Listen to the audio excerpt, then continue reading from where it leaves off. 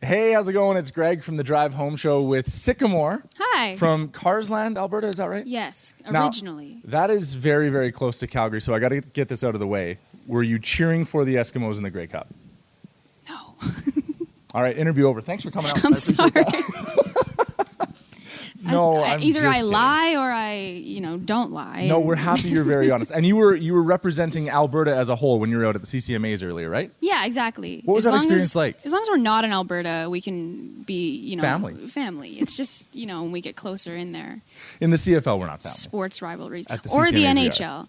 Yeah, that's right. Yeah. Yeah, you got to stay away because the Oilers are coming for your Flames. It's true. How was the CCMAs for you? What brought you out there? How did you get out there? What was the experience like? Well, I'd never been to Halifax before, and that's just by itself was really cool. But yeah, I was out there as part of something the CCMA does every year called the Discovery Program.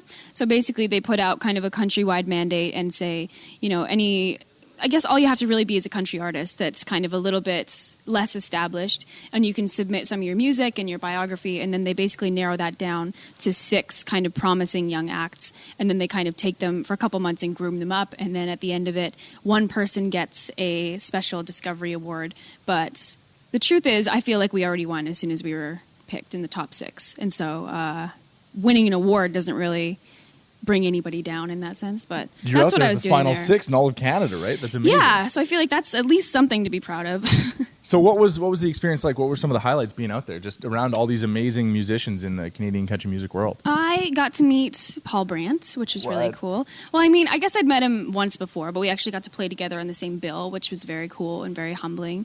So, and just overall you meet all sorts of people, and they're all so nice. Like, that's what's lovely about country music is no one's against each other. Nobody's pitted against each other. It's all everyone makes friends, and everybody's just peers, and you can just be inspired by each other instead of, angry at each other. Just hating everybody. Yeah. Like the VMA Awards, yeah. Yeah, there's no haters. That's what's kind of nice about it. So that was really cool.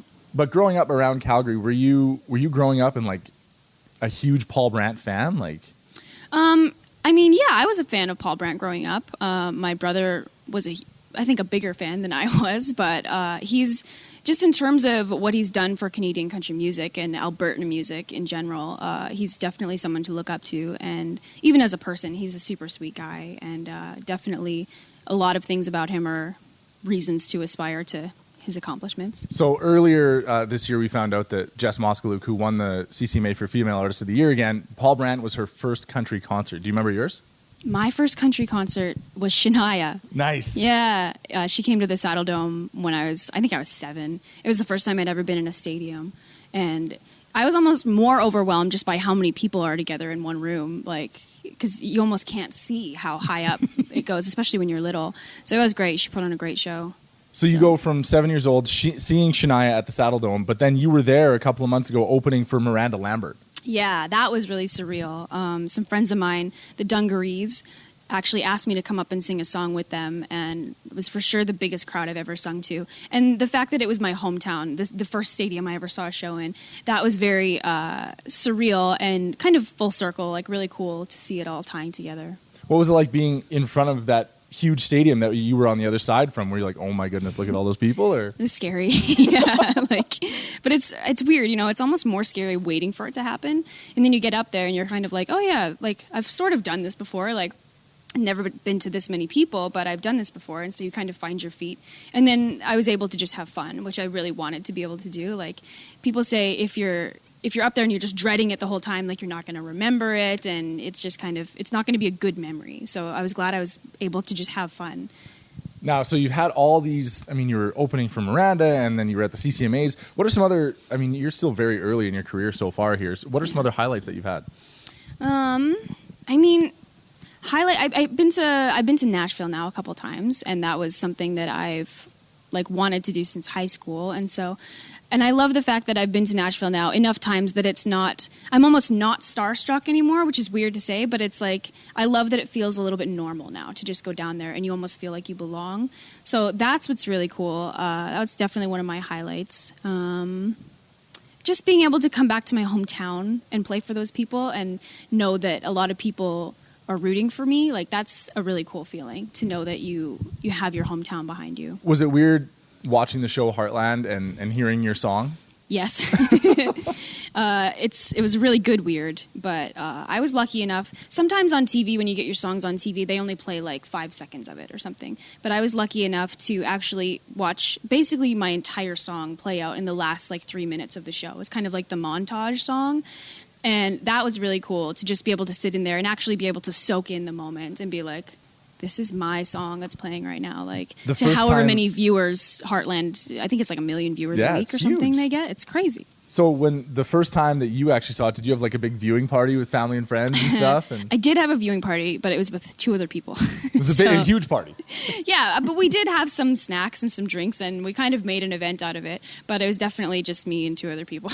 I think you have to celebrate those successes, though. I mean, that's amazing, right? I think so. Right? It was fun, and it was, I think, more or less just a reason to get together.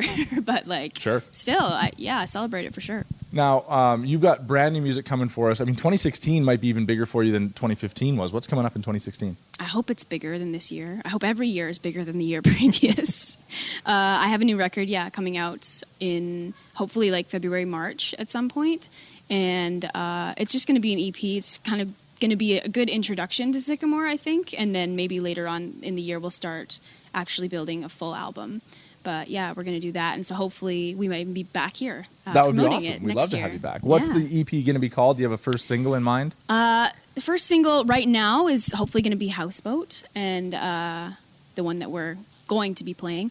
And I mean, we don't have a name for it yet. Like I've actually run through so many names, and they'll stick for a couple days, and then I'll kind of be like, I don't know if that's what it is. So the name is still up for grabs. Do you bounce that kind of stuff off family and friends just to see if it sticks or not? Or well, I have someone who does a lot of my graphic design, and he has a very marketable mind, and so he's usually the first person I tell before I tell anybody else. Because if he shoots it down, then I don't tell anybody else. But if he thinks it has potential, then I'll maybe bounce it off a couple more people. So we're really excited. You mentioned that you're going to do Houseboat for us in a couple of minutes here, but since we're coming up on the season, we're in December now. I want to run through a quick Christmas question list, if that's okay with you. We'll do like a rapid fire thing. Yeah. Best toy you ever got growing up, like your favorite toy? Nintendo 64. Oh, absolutely. Bond? Did you play Bond? We played Donkey Kong. Donkey Kong was a good 64. Do you still have it, or did mom and dad throw it out? No, I still have it. Oh, awesome. Have you ever pretended to like a present? Have you ever had to do that? Yeah, I mean, there's never been a present that I've absolutely hated, but sometimes, like, I'll open a present and it's not what I was expecting, so I'll kind of, like, put on a little bit for it, but I've never, like, cried, because, like, you know, the kids on Kimmel that, like, cry when they get, like, a potato at Christmas, and they're like, what is this? Like, I've never done that. Maybe I'll do it this year. Do you have a favorite Christmas tradition with the family? I think just getting together, like being older and moved out now. I have 2 other siblings who are also moved out, and so my favorite tradition is just all of us in the same room, because like my sister lives on the other side of the country, and I don't live at home anymore, and neither does my brother. So and I have a little niece now actually that I don't get to see very much. So just family being together is my favorite tradition. And this one is the most important, and you can't get this one wrong. Best Christmas movie? Lampoon's Wrong. Christmas It's Vacation. Home Alone. She was wrong. It's Home Alone. No. Sykamore is going to do Houseboat for us coming up in a bit.